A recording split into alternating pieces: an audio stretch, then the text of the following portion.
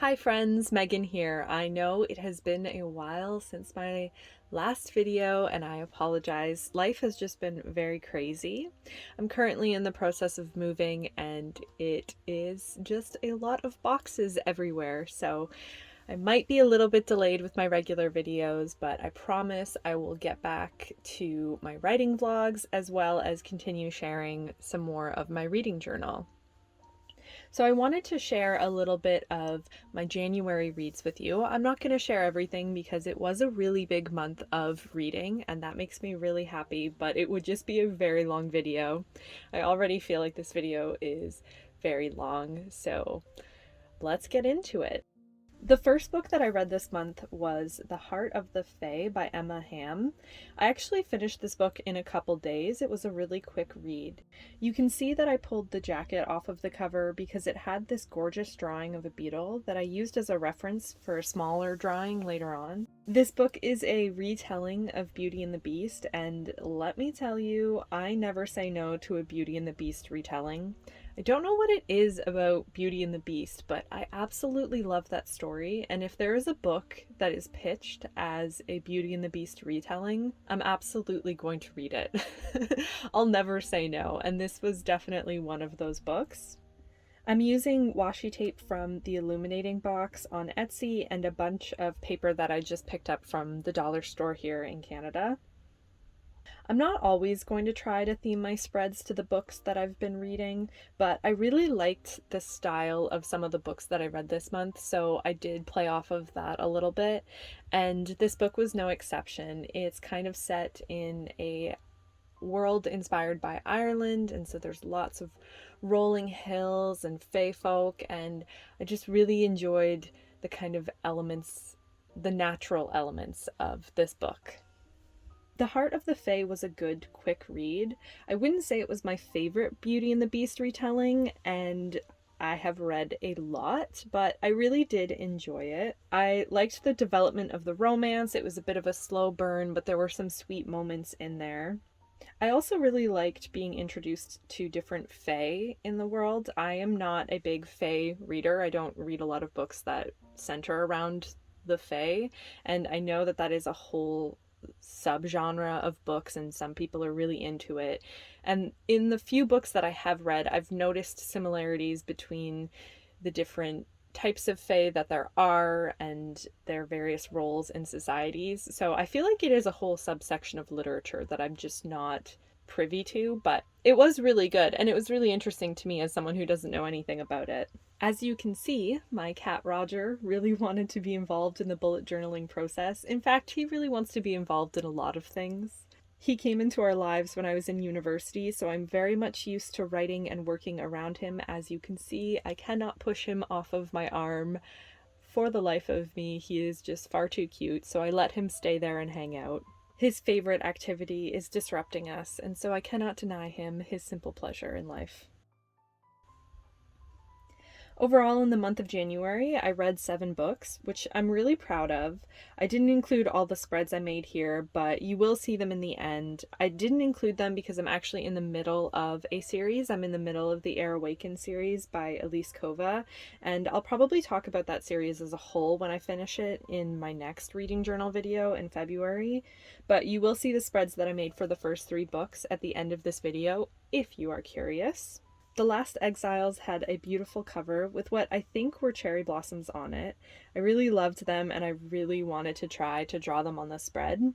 I don't think I'm a particularly good artist, but I am trying to practice more, and one of my favorite things to do is to draw flowers. For some reason, they are pretty straightforward for me and I can really grasp the different angles and certain things. Again, I don't think that I'm the best artist, but it is just a really good introductory art form for sure.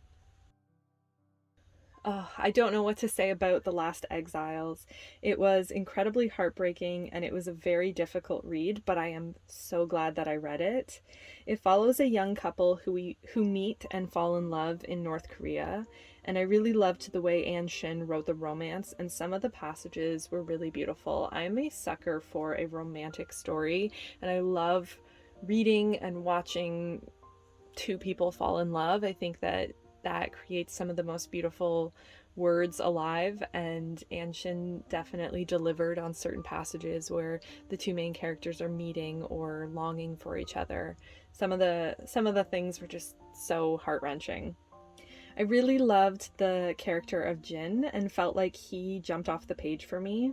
I'm not really sure what resonated the most for me about his journey, but there were a few moments that had me in tears, and I just really, really loved his character.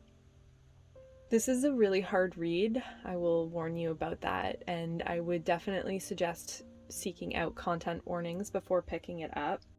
I do know that Ann Shin spoke to North Korean defectors and did a ton of research into stories like this one, and you can really tell it felt incredibly real, and it brought me into a world that I know very little about, and I learned quite a bit, and I am glad that I've read it. I will say that despite being very glad that I read it, I'm equally happy that it was a quick read because it was painful, as I said, but I do recommend it, and I think it would be perfect for book clubs or some kind of discussion, because there were a lot of things that left me thinking about this story, including the title. There is a bit of a reveal towards the end as to why the title is called what it is called, and it really has stuck with me to this day, thinking about it, and I wish I could ask Ann Shin about it. It was a good, thought-provoking read for sure.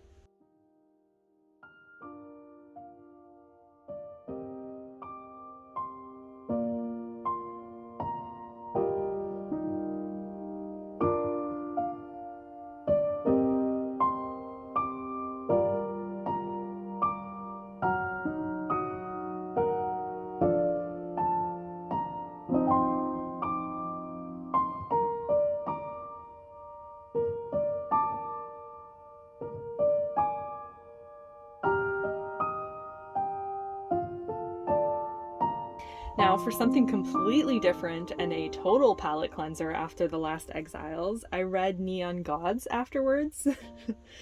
I will admit I bought this book mainly because on the cover it has a blurb that says unspeakably hot. This is a Hades and Persephone romance that is indeed unspeakably hot. I really liked the Greek god aspects of the storytelling, and some parts were really funny to me, like calling Orpheus a fuckboy had me laughing out loud. I immediately after reading this book started looking up Hades and Persephone retellings because I definitely want to read more of that trope. I think it's such a good trope. I love the idea of romances based off of that, so I will definitely be picking up more books this year that are based off of Hades and Persephone. And before you recommend it, I have read and loved the Sarah J. Maas series, so I will be looking for way more. So if you have any suggestions, please leave them down below. I really did love making this spread because I got to play with white ink and a black background. I felt like the washi tape with the sun looked reminiscent of a Greek god, and it really fit in with the gold elements, but again, it was gifted to me, so I'm not sure where it's from. This was an urban fantasy with a dark and gritty world, so I tried to bring those elements into the spread, but it was really just fun playing with all of the different colors. It was just really fun to play with the gold and the dark elements and the white ink and everything. I don't know if I would necessarily recommend this book. It is fun and I did enjoy it, but I don't know if I would read another one of Katie Roberts' books. If you like urban fantasy that is incredibly steamy, definitely pick this one up. And like I said, I won't always try to match the theme of my spread to the book that I'm reading, but with this one, it just felt like such a nice fit. I tried to copy the font from the cover a little bit, which I did try for a couple other spreads. And again, I won't always necessarily do that, but I'm really trying to practice my lettering. And while I do not feel like I am good at all, I'm hoping that in a year I can look back and chuckle at myself for some of these spreads and the way that I laid them out and some of my lettering. It's all really just a learning process, and I didn't want to present a super perfect picture because nothing is perfect. Especially my art skills, but I'm having fun with it, and I just love talking about books, and I could talk about books forever, and this is such a fun way for me to kind of get my feelings out about the books that I've read and books that I want to read, and the way that these stories kind of change my life, frankly. Not that I think Neon Gods particularly changed my life, but it was really fun escapism, and I did give the book to my best friend to read immediately afterwards because it is a book that you are going to want to read with a friend and kind of chuckle at. This is the final book spread that I'm going to show you before I show you my February monthly setup as well as the final flip through. The Rose Code is a historical fiction that was recommended to me by my best friend. I really loved making this spread because it felt completely different than the Neon Gods one. I used some paper from the dollar store again, and I printed off an image from Pinterest, and I also used some labels from the illuminating box. I gave this book 3 out of 5 stars. I really love long books. In fact, the longer I get to sit in a story, the better. And I find that I gravitate more towards longer stories because I feel like you get to really know the characters and the world, and I just like my stories to breathe.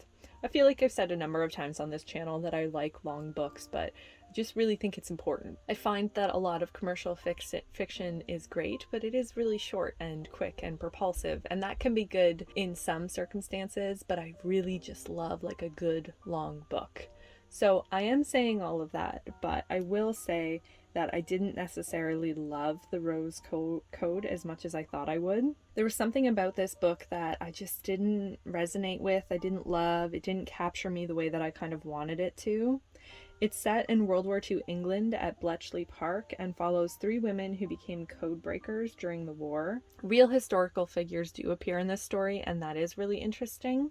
I felt like Kate Quinn did a lot of research, and so the world and the storyline and everything felt realistic. And I did learn a few things. This does have perspectives of people that I wouldn't necessarily have read in the past or thought much about.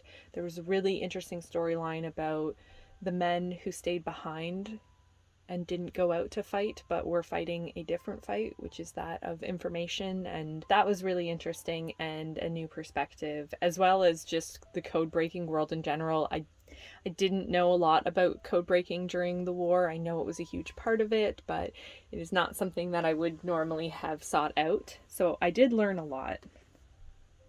I did like all the characters, minus a few of the historical figures, which I think I find a little problematic, but it's fine.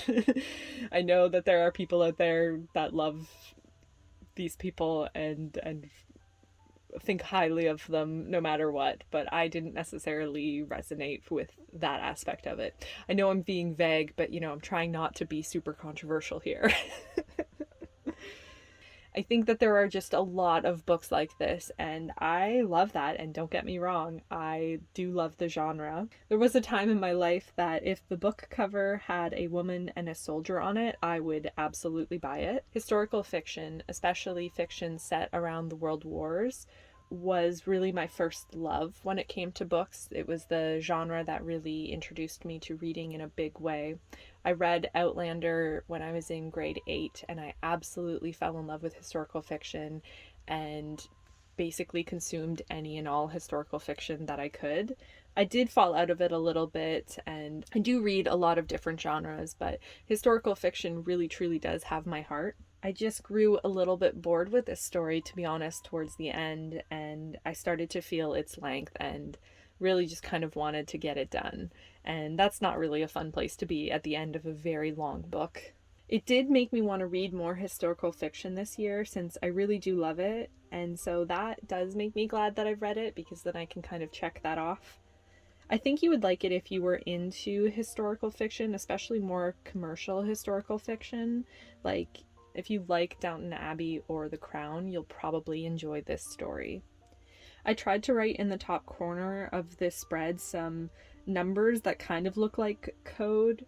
There are a lot of descriptions in this book on how code machines worked, and I tried to make it look like how I imagined it would, but I'm nowhere near smart enough to actually create code or be able to explain to you how these machines work, but you know, if you read the book, you really will know. Finally, here is my February setup. I wanted it to look like a small cabin in the woods, kind of filled with books and coziness. February is a tough month for a lot of people. It's still winter, but it's not necessarily the fun parts of winter. The holidays are over. It tends to be really rough weather-wise, and I think overall people get tired of it, but I do like it. It's my birthday month, and it's always a great reminder to slow down and enjoy the season because it will be over before we know it. And as someone who loves winter, I am absolutely susceptible to growing tired of the long, cold days and the constant blizzards and everything that February brings. But I try to really embrace the season a little bit longer because, like I said, spring is just around the corner and it's easy to get caught up in wanting the season to be over, but I don't want to wish away any part of my life, and so February is a good reminder for that. So, since it is a beloved month in my heart, I used some of my favorite elements in this spread. I used a cabin in the woods among the trees. I used some moon and I used some stars and the moon and a space theme. And even the colors are some of my favorite colors. I love a good purple bluish color. It might be a bit random of a spread, but I really like it. And since it is my birthday month, I figured why not do a spread that feels a little bit like me. As a side note, you can see some stickers for the Korean drama Crash Landing on You that I got from Monochild on Etsy in this shot. I didn't use them in my reading journal, but I am going to use them in my bullet journal for February. And I thought I would call them out because I absolutely love, love, love that show.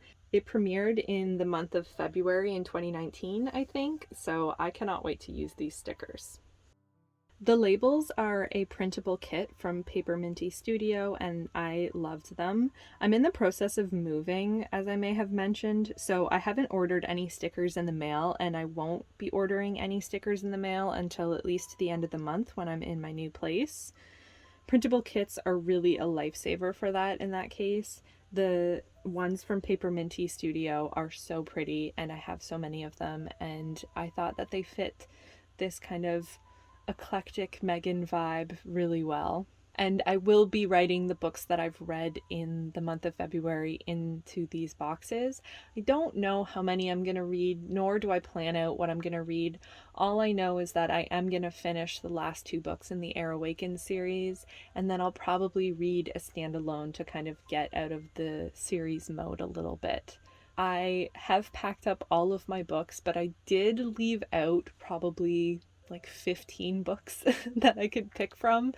It was a lot of books that I left out, but I don't really know what I'm going to feel like reading after this series, and I don't love planning out my books. I really just use reading as a fun escape, a way to manage mental health, and a way to learn things about the world and different stories.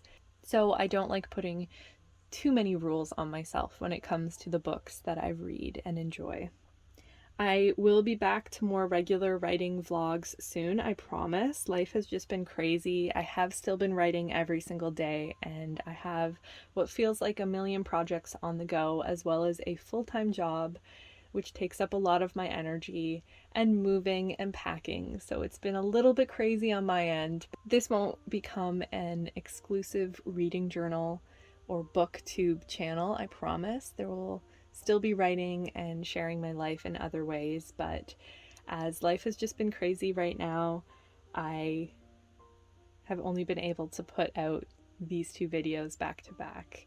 But I do think that this is a really fun way of sharing reading, and while I know I'm not a perfect journaler by any stretch, nor a perfect artist, I wanted to show you that this is a big creative learning process for me, and you don't have to be perfect at your hobbies to enjoy them. The smaller tree stickers are from Opal and Fern's design on Etsy, and I really love how dainty they are and how they kind of tied everything together.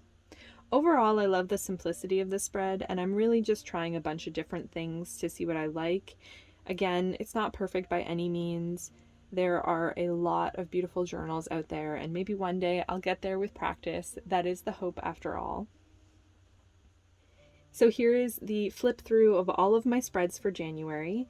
It was a really big reading month. You will see some spreads for the books from the Air Awaken series, which I'll talk about as a whole in the next video. This is actually a partial reread for me. I've previously read the first 3 books in the series, but this year I wanted to really finish this series, so I did reread the first 3 books, and now I'm currently reading the 4th and the 5th book, and I'm really enjoying it. This is a big comfort series for me. So that being said, I really hope you enjoyed this video, and thank you so much for watching all the way to the end. I hope you have a wonderful day wherever you are, and until next time.